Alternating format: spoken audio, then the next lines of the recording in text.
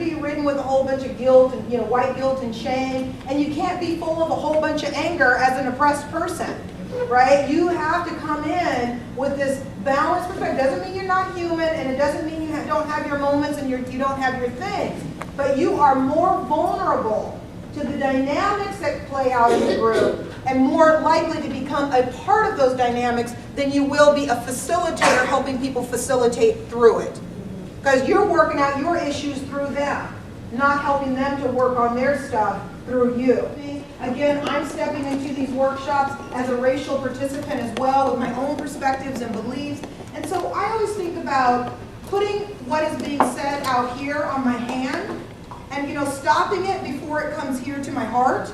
Because if it gets past my hand and I'm not holding it, then I can no longer analyze it, look at it, think about how to respond to it appropriately and effectively. It has touched me here and it's on, right? And I have failed every time. It ends up in power struggles. I'll share with you stories later of things that have really happened. This ain't like 10 years ago. I can tell you stories from last week, the week before, that I'm constantly being challenged to be the facilitator and not the person that is getting emotional, because my job is to help people move forward in the work. And I can still bring myself into the room, but when it's here, when it touches me emotionally, I have lost the purpose of trying to move people forward. So I didn't handle this situation well. The African American woman was saying, when I was in elementary school, I was the only black kid in my whole school, and I started to forget that I was black.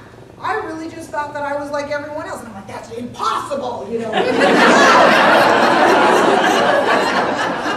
so I actually, this was much later in the day, I built my relationships. So I made a little joke and said something like, that's impossible. And if you ever want to come to my office for therapy, I'll help you uncover your childhood memories. I really said that.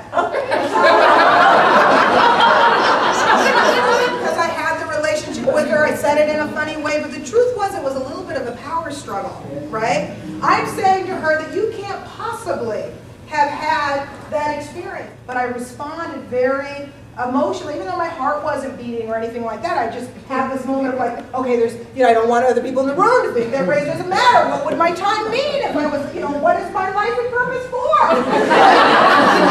You are, scarred by your racial experiences.